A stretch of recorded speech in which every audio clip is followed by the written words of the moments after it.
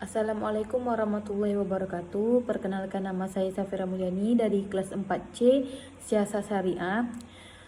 Di sini saya akan menyelesaikan ujian akhir semester mata kuliah Hukum Tata Negara dan dosen pengampu Pak Afdal Askar.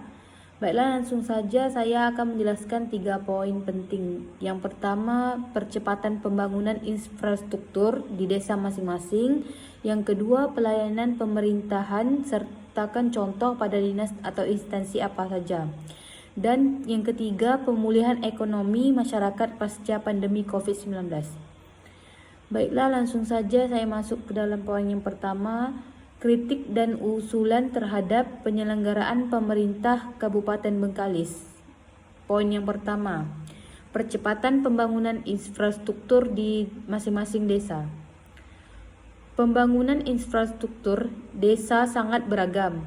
Misalnya pembangunan irigasi sawah, pengadaan drainase, pengembangan jaringan internet dan telekomunikasi, pembangunan embung, dan lain sebagainya. Dan saya berada di Desa Kelapa Pati di Kabupaten Bengkalis. Dengan ini saya ingin menyampaikan kritik saya terhadap infrastruktur yang ada di Desa Kelapa Pati ini. Dengan masalah lampu jalan yang ada di Kelapa Pati ini, sudah sering sekali dibahas oleh masyarakat Kelapa Pati karena lampu jalan di Kelapa Pati ini sangat minim penerangan. Oleh karena itu, sering terjadi kecelakaan tunggal yang berada di Desa Kelapa Pati ini.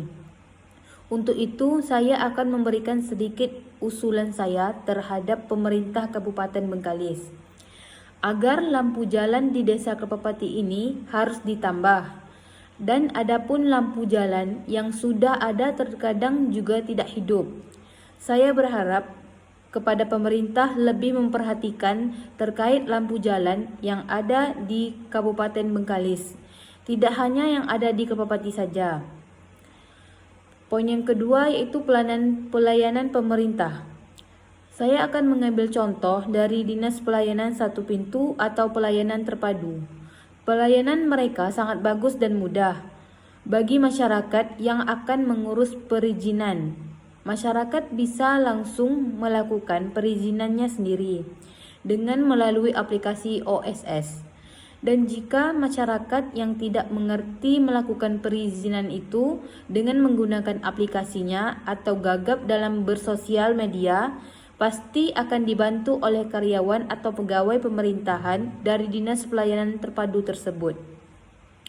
Poin yang ketiga adalah tentang pemulihan ekonomi masyarakat pasca pandemi COVID-19. Berdasarkan data dari Badan Pusat Statistik atau BPS, Indonesia mengalami kontraksi pertumbuhan ekonomi pada tahun 2020 sebesar 2,7%.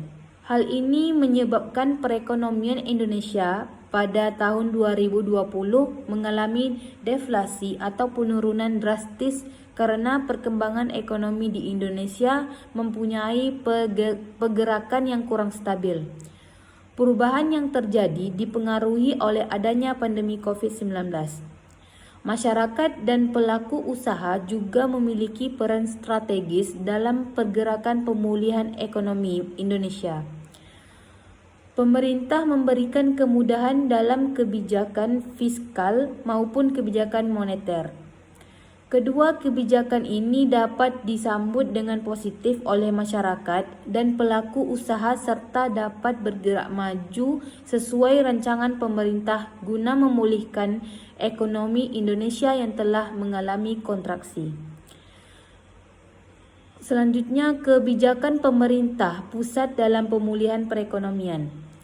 Kebijakan yang dikeluarkan oleh pemerintah pusat adalah kebijakan fiskal dan kebijakan moneter.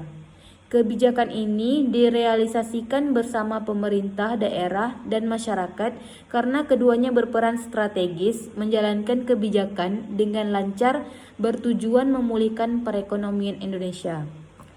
Pemerintah melakukan kebijakan fiskal dengan harapan dapat mengurangi dampak negatif pada perekonomian Indonesia yang disebabkan oleh pandemi COVID-19. Selain itu, kebijakan ini bertujuan agar menggerakkan kembali usaha para pelaku usaha termasuk UMKM. Kebijakan fiskal mempunyai 3 stimulus sebagai pergerakan perubahan, yaitu yang pertama, percepatan belanja pemerintah. Pemerintah melakukan percepatan pencairan belanja modal, mempercepat penunjukan pejabat pembendaharaan negara, melaksanakan tender, mempercepat pencairan belanja, bantuan sosial dan transfer ke dana daerah dan desa. Tujuan percepatan ini mengarahkan agar dapat adaptasi dengan kebiasaan yang baru secara bertahap, menyelesaikan permasalahan yang terjadi pasca pandemi dan penguatan reformasi untuk keluar dari middle income trap. Yang kedua, relaksasi pajak penghasilan. Pemerintah meringankan besaran pajak dan dengan menanggung pajak penghasilan pasal 21 pembebasan impor pajak penghasilan yang terdapat pada pasal 22. Pengurangan pajak penghasilan pasal 25 dan pengembalian PPN dipercepat. Selain relaksasi pajak penghasilan, pemerintah melakukan simplifikasi dan percepatan proses ekspor impor. Percepatan ekspor impor diutamakan untuk pedagang terkemuka. Penyederhanaan dana, pengurangan pembatasan ekspor dan impor atau manufaktur makanan dan dukungan medis, dan layanan ekspor impor melalui ekosistem logistik nasional.